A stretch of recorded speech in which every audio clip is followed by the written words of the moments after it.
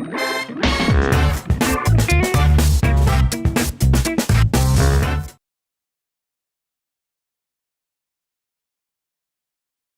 may be able to help reduce high insulin levels by making dietary changes and increasing your physical activity. Insulin is an extremely important hormone that's produced by your pancreas. It has many functions, such as allowing your cells to take in sugar from your blood for energy. However, living with chronically high levels of insulin, also known as hyperinsulinemia, can lead to excessive weight gain and serious health problems like heart disease and cancer. Follow a lower carb eating plan.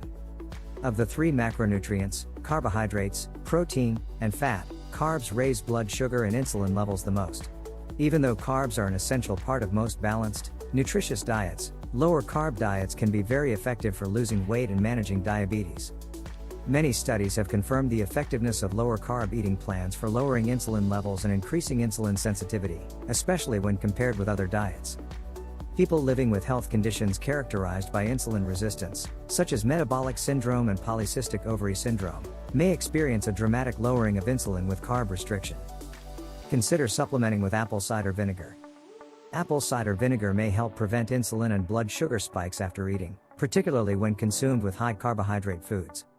One review found that consuming 2 to 6 tablespoons of vinegar daily appears to improve glycemic response to carbohydrate-rich meals. It's important to note, however, that this review incorporated studies that used other forms of vinegar in addition to ACV. Keep an eye on portion sizes. Your pancreas releases different amounts of insulin depending on the type of food you eat, but eating a large amount of foods that cause your body to produce extra insulin can eventually lead to hyperinsulinemia. This is of particular concern for people who are already living with obesity and insulin resistance. In one small 2017 study, otherwise healthy people classified as having either a normal BMI or a higher BMI each ate meals with different glycemic loads for a few days. Researchers found that while the meals with a higher glycemic load, those with more sugar and carbs, spiked everyone's blood sugar, the blood sugar of individuals with BMIs in the obese category stayed elevated longer.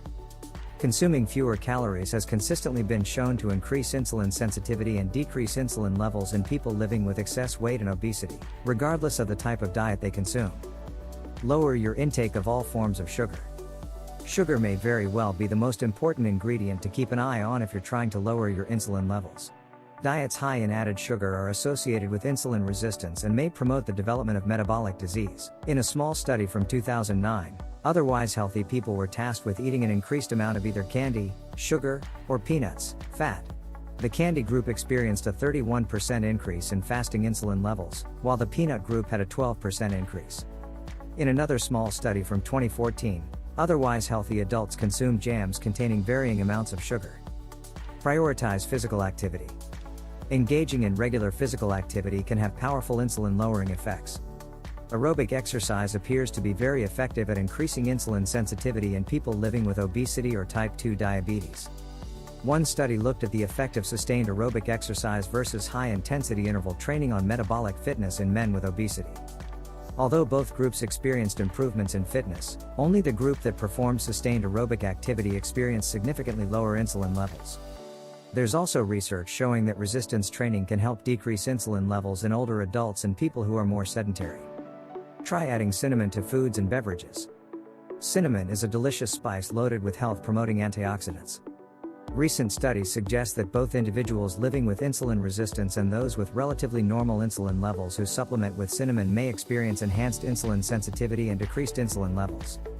In one small, well-designed study, women with PCOS who took 1.5 grams of cinnamon powder daily for 12 weeks had significantly lower fasting insulin and insulin resistance than women who took a placebo. When eating carbs, choose complex carbs. While complex carbs are an important part of a nutritious diet, refined or simple carbs don't usually contain a lot of fiber or micronutrients and are digested very quickly. Refined carbs include simple sugars as well as grains that have had the fibrous parts removed. Some examples are cereal with added sugar, highly processed fast foods, foods made with refined flour like certain breads and pastries, and white rice. Regularly consuming refined carbs can lead to several health problems, including high insulin levels and weight gain. Increase your overall activity level. Living an active lifestyle can help reduce insulin levels. A 2005 study of more than 1,600 people found that the most sedentary people, who didn't spend free time engaged in moderate or vigorous activity, were nearly twice as likely to have metabolic syndrome as those who did at least 150 minutes of moderate activity per week. Other studies have shown that getting up and walking around, rather than sitting for prolonged periods, can help keep insulin levels from spiking after a meal. One study looked at the effect of physical activity on insulin levels in men with extra weight who were at risk for type 2 diabetes. Those who took the most steps per day had the greatest reduction in insulin levels and belly fat compared with those who took the fewest steps. Consider intermittent fasting. Intermittent fasting, an eating plan where you have set hours for eating and set hours for fasting during a 24-hour period, has been popping up in headlines recently, specifically around its possible weight loss benefits. Research also suggests intermittent fasting may help reduce insulin levels as effectively as or more effectively than daily calorie restriction. Increase soluble fiber intake. Soluble fiber provides a number of health benefits, including aiding in weight loss and reducing blood sugar levels. After you eat, the soluble fiber in food absorbs water and forms a gel, which slows down the movement of food through your digestive tract. This promotes feelings of fullness and keeps your blood sugar and insulin from rising too quickly after a meal. One observational study from 2013 found that individuals assigned female at birth who ate the most soluble fiber were half as likely to be insulin resistant as individuals assigned female who ate the least soluble fiber. Soluble fiber also helps feed the friendly bacteria that live in your colon, which may improve gut health and reduce insulin resistance. Concentrate on weight loss, if advised.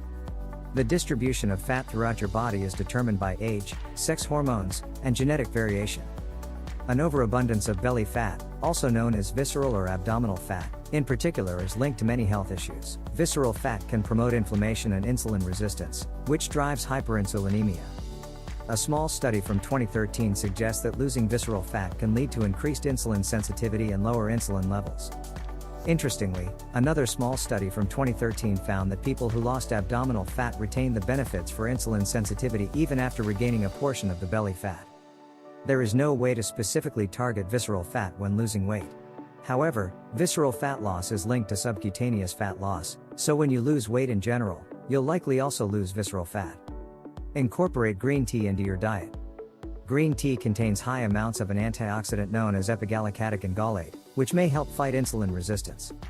In a 2016 study, postmenopausal individuals living with obesity and high insulin levels who took green tea extract experienced a small decrease in insulin over 12 months, while those who took a placebo had increased insulin levels following the intervention. If your doctor has advised you to find ways to lower your insulin levels, they will most likely have a plan to help you accomplish that goal. Eating fewer refined carbs and sugars, eating more fibrous and nutrient-dense foods, getting enough exercise, and occasionally supplementing with natural helpers like green tea and cinnamon can help you get on track and stay there until you reach that goal. That's it for today. Check out the channel for more health and weight loss content. You can also purchase our weight loss course. And please, like and subscribe to be notified of our next tip. See you next time.